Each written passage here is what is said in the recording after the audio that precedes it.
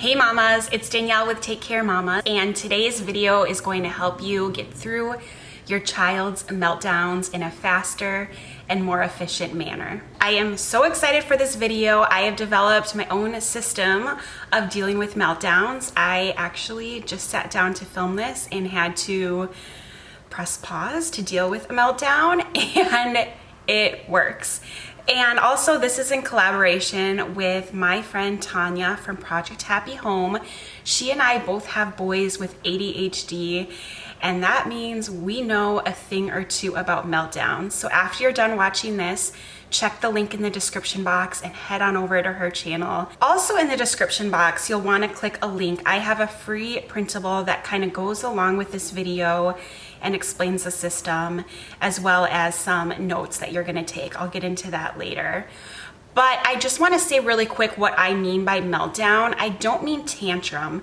To me, tantrum is when a child is behaving inappropriately in order to get something that he or she wants. It's a little more manipulative. What I mean when I say meltdown is the child doesn't really have a lot of control. They are overwhelmed. They don't have the mental capacity to reason with you.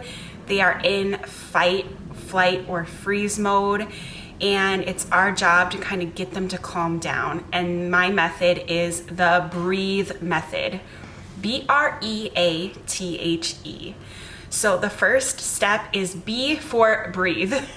And this applies to you. You need to first just take 3 at minimum deep breaths. And the more calm you can stay, the better it will be for the meltdown episode. Your calmness really radiates to your child. And on the contrary, I know when I don't deal with meltdowns appropriately and I get triggered and hyped up, it makes them worse in the long run. So really try to take some time to breathe and kind of calm your own nervous system down. R is for be a reporter. I think this is such an important step, and I don't hear many people talk about it. It's very difficult to do, but I want you to try to take yourself out of the emotional state of the situation and act as a reporter. Become curious about your kid's meltdown. Kind of put your thinking cap on and take note, like what are they doing? What happened beforehand? And just be curious about it. I do that with my own anxiety work. I try to be non-judgmental and curious about how I'm feeling when I'm anxious. And we should do the same with our children. Kind of take note and be objective, be non-judgmental, and just have that reporter's hat on through the meltdown. E is for evacuate. I want you to get your child to a safe space to calm down. A safe space can be an elaborate, formal space that you designate in your house. James's classroom has a safe space that kids go to when they need some calming down. For us, it's just usually on his bed in his bedroom. So try to get your kid to that safe space. Sometimes you don't have the luxury. I've literally created a safe space in the hallway of the Mall of America, and we just had to sit and watch people stare at us as they walked by, and I created this bubble of a safe space for him. E is for evacuate.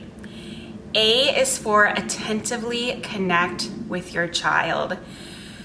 Just be there for them however they need it. Some kids want to be touched for a meltdown. Some kids need a little bit more space, but connect with them and empathize with them and let them know with your words and your actions and your body language that you're sorry that they're going through this and that you are here to help them work through it. T is for 2 or 3 choices. I want you to give your child 2 or 3 choices of things that might help them calm down. The go-to for James is water. He likes a glass of cold water, or maybe a piece of paper and some crayons to color, or actually another one is essential oils. I'm a big Young Living person, and he really feels like citrus oils help him calm down, so he'll ask to smell some of my oils. But if they can't come up with anything on their own, I think it's really good to give them a couple choices. Like, James, last time a glass of water really helped you calm down. Would you like a glass of water? Would you like some essential oils, or would you like a big bear hug? Because they are in fight or flight, giving them just a few choices really can help them to not be so overwhelmed. H is for hooray. This happens when the meltdown is over and your child is completely calm. And I think it's really important to celebrate that. Like, let's be happy, let's celebrate it, and tell the child they did a great job. E is for evaluate. This is such an important step, and there are two aspects to this. So evaluate with your child, go through it all. You had a meltdown because you were frustrated with the game you were playing, and you had a really hard time, and you got in the red zone, or whatever verbiage you use, and you were so mad, and this is what you did, and a drink of water really helped you calm down, and you did a really good job calming down, and I hope you're proud of yourself. And let's remember for next time that water really helps you when you are in the red zone. I also think you can ask your children questions. Sometimes we don't know why they melted down, and they can oftentimes really articulate that, especially if you're watching because your child is ADHD. In my experience, ADHD children are often really intuitive and really sensitive to their own emotions.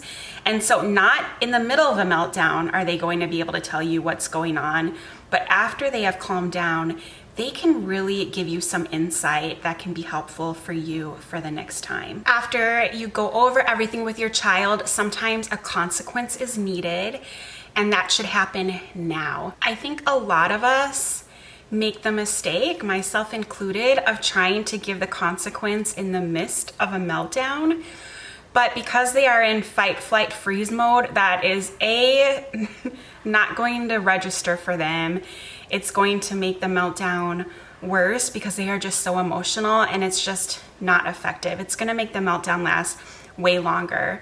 So I'm not saying that consequences aren't needed at times, but I think you should do it after the meltdown is over, in that evaluate stage. The second part to evaluating is your own evaluation, and that's why I want you to have that reporter hat on through the meltdown, and then afterwards take notes about what happened and what worked and how you were feeling, and just take all the notes and observe. I have on my handout a whole section where you can take down all of these observations. I want you to, for the next 5 meltdowns, take a lot of notes with your reporter's hat, and you're going to be able to find common threads and themes and what worked and what didn't work, because every child is different, and it's going to really help you customize your approach to your own child and hopefully make the next meltdown go quickly. I hope this was helpful for you. Please go to that link and download my form. It's going to go through all the steps and have some note taking for you. And don't forget to check out Tanya's video. Her video is also linked in the description box. And if you have any questions, I'd love for you to connect with me on Instagram at Take Care Mama. I'd love for you to message me and we can brainstorm some ideas on your particular child. I'd love to help out. Thank you so much for watching. I hope you have a wonderful day, and don't forget to take care, Mama. Bye, guys.